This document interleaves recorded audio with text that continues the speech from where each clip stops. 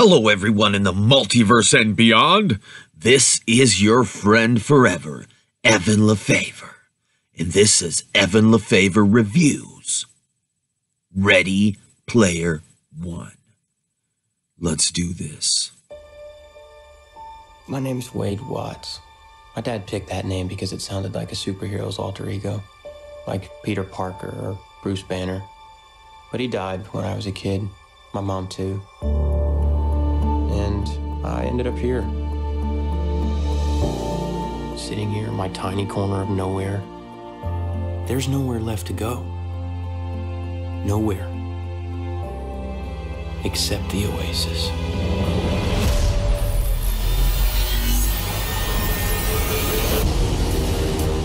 A whole virtual universe. Let me take you on a trip around the world and back. People come to the Oasis for all the things they can do. And you won't have to wait to sit still. But they stay because of all the things they can be. Can you feel this? Let me show you the world. Yeah. It's the only place that feels like I mean anything. The Oasis was the brainchild of James Halliday. Hello. If you're watching this, I'm dead. I created a hidden object, an Easter egg. The first person to find the egg will inherit $500 billion and total control of the Oasis itself.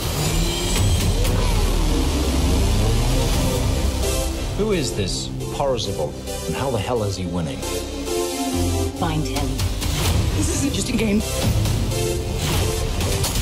I'm talking about actual life and death stuff. The Oasis, the world's most important economic resource. And it's nothing less than a war for control of the future.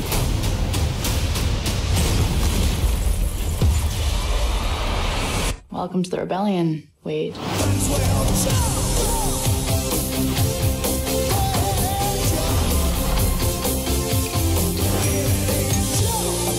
Like many of you, I only came here to escape. But I found something much bigger than just myself. Are you willing to fight? Help us save the Oasis. Ooh-wee. Ready Player One. Oh me, oh my. Are you ready? Today we are going to be doing the review. I'm going to keep it spoiler free. And then after the review, we are going to talk about the hidden Illuminati Evanism connection to Ready Player One. But ooh, let me start off by saying thank you, Steven Spielberg. Thank you so much.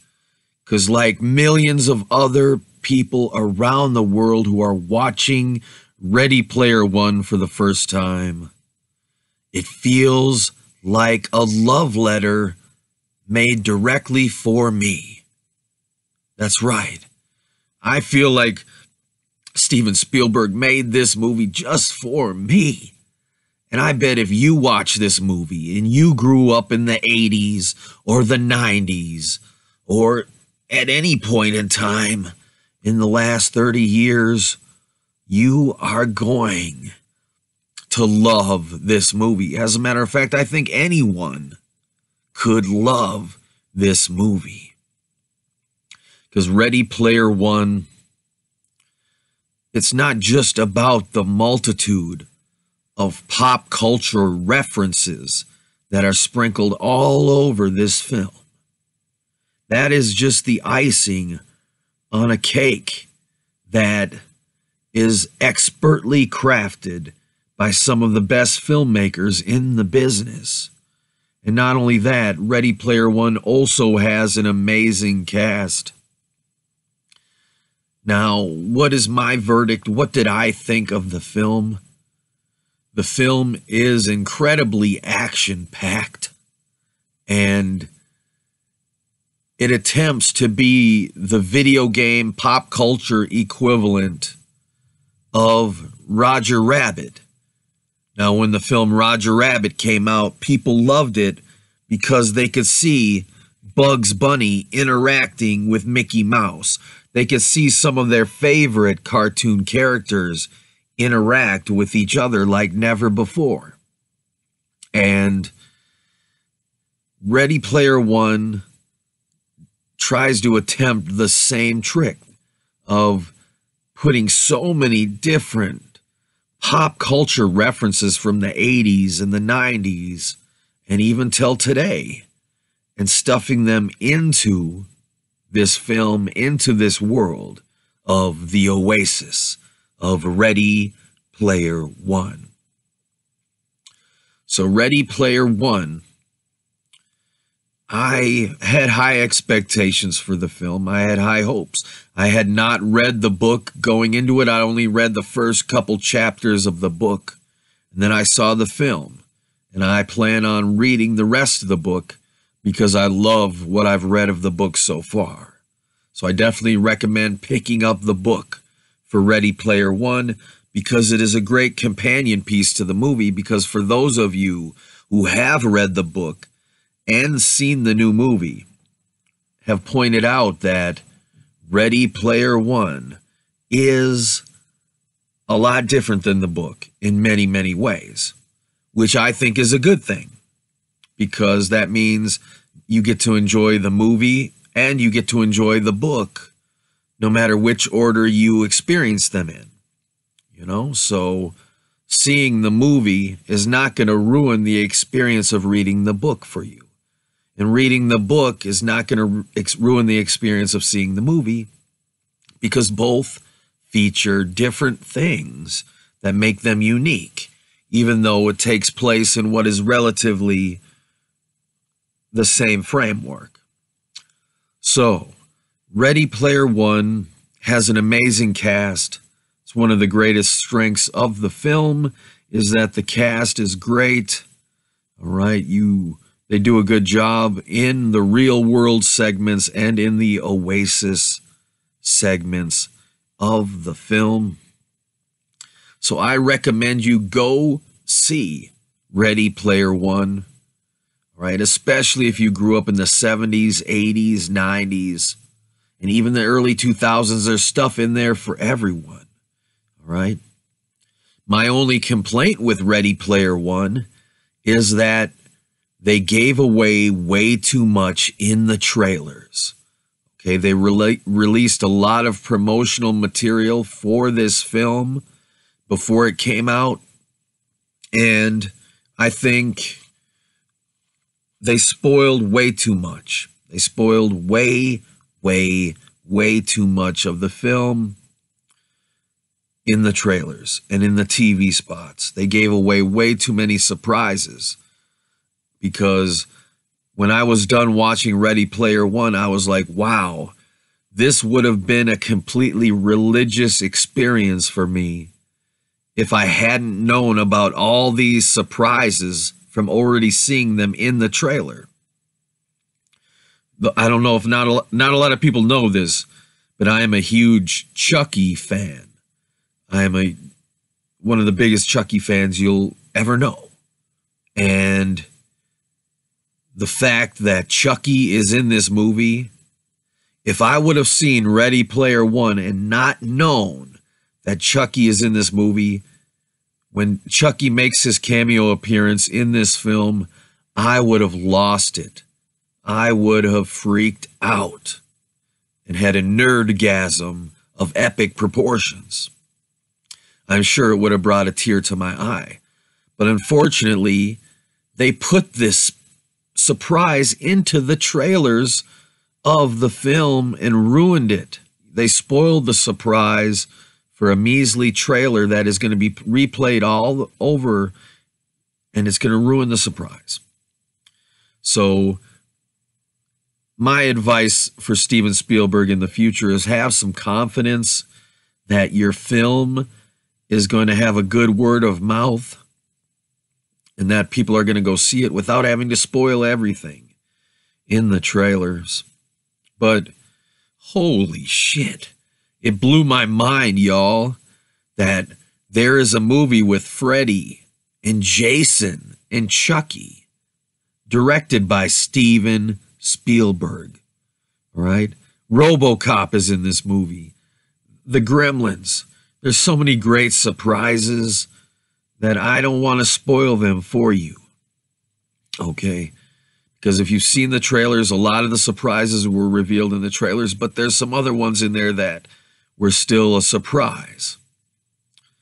Like I said, the core story of Ready Player One about this futuristic world in the year 2045, where everyone has escaped into this simulated reality known as the Oasis. And it really is a good social commentary on our society and how human beings are interacting with technology, and how that interaction with technology has almost turned into an obsession, and a lot of people are not experiencing the real world anymore because they are always on their computer. They are always playing a video game. They are always in a virtual world. So it's a commentary on our current state of our culture, and it's also a projection of where that is going to lead. But it's a lot deeper than that, y'all. So go see Ready Player One. It's a safe bet because, like I said, it is filled to the brim with Evanism symbolism. This is one of the biggest Evanism movies ever made. Okay? And we almost get to see King Kong fight the T-Rex from the Jurassic Park films. And I wish they would have put that in the movie. Unfortunately, it's not in the movie. They get close to confronting each other, but not quite. That would have been an epic scene. But believe me, there are some epic confrontations in this film that are going to blow your mind. So I'm not going to spoil anything. Go see Ready Player One. So now, let us discuss the hidden Illuminati Evanism symbolism.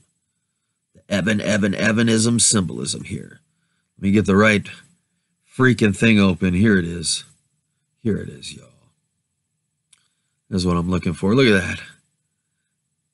Illuminati Evanism symbolism. Ooh-wee.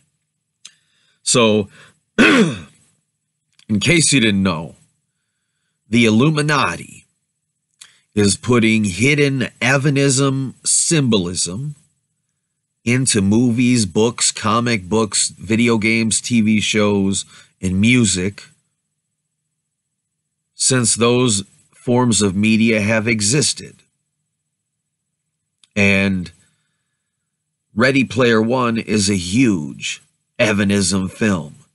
The good Illuminati has implanted so much Evanism symbolism into this movie that it can blow your mind, and will blow your mind when you come to realize that Ready Player One is based on a true story, and you are all in it as we speak.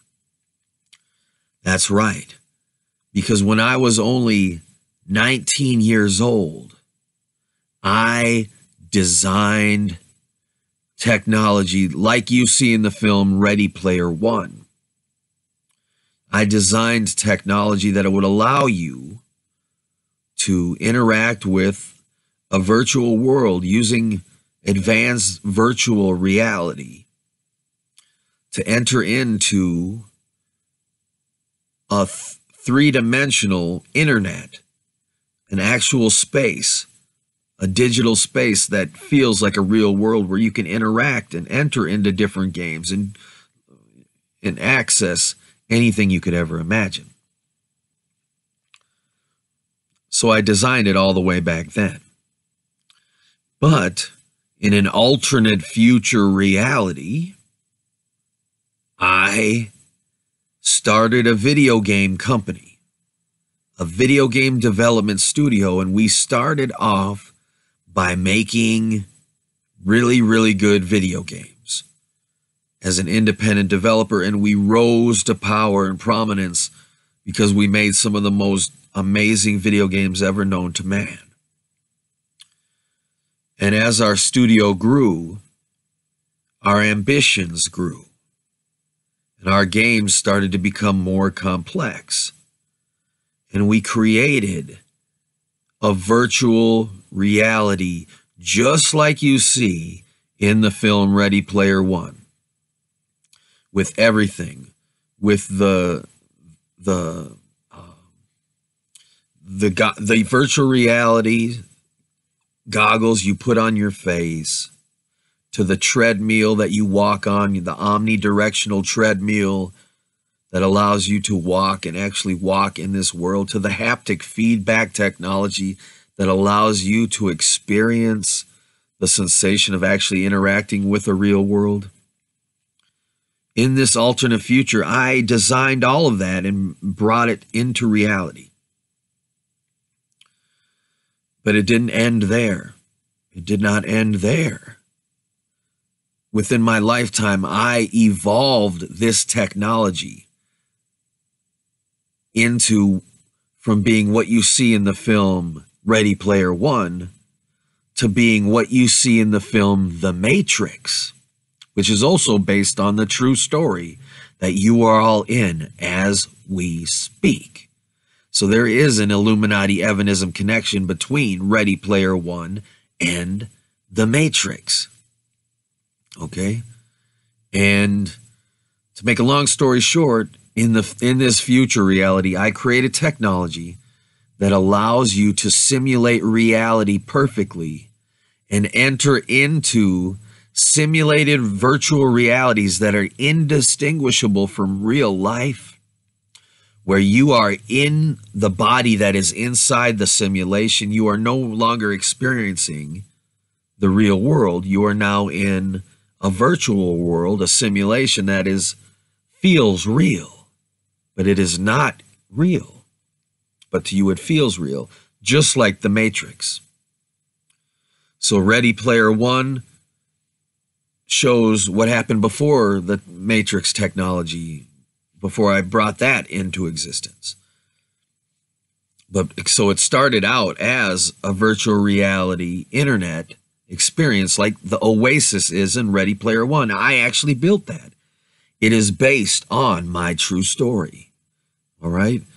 And the good Illuminati puts true stories from these alternate futures throughout the multiverse and beyond into these films and books and TV shows and movies and video games with hidden Evanism and Illuminati symbolism, so that they can document these stories and introduce them to the world, so that when I become king and I make this technology real, they will have an idea of what it is already because they've seen these movies.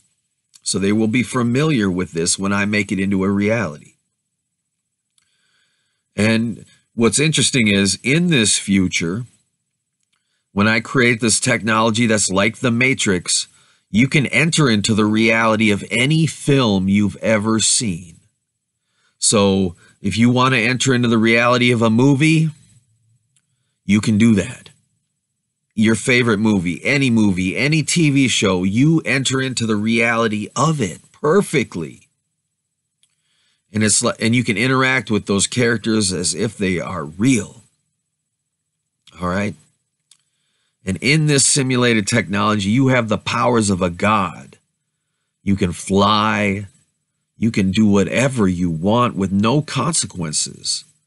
You have full godlike control over everything you experience.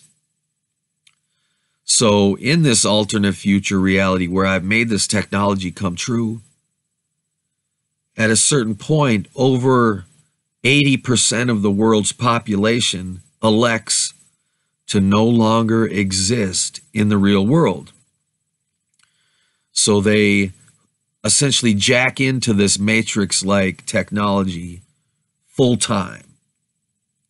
And they have feeding tubes and all kinds of things, keeping them alive, keeping their body alive in the real world, while they spend their entire lives hooked into this technology where they have the powers of a god.